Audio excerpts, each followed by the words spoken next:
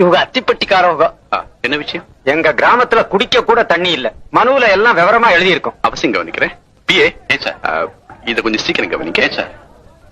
Collector sir, இத கொஞ்சம் கவனிங்க. ஆர்டிஓ, இத கொஞ்சம் கவனிங்க.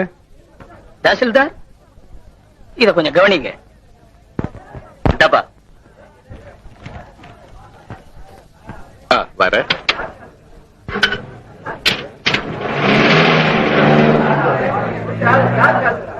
மந்திரியே கவனிக்கிறேன்னுட்டாக. நம்ம ஊருக்கு கண்டிஷனா தண்ணி வந்துரும். உறவு என்ன? மகசர் போய் சேர வேண்டிய இடத்துல சேர்ந்துருச்சு இல்ல.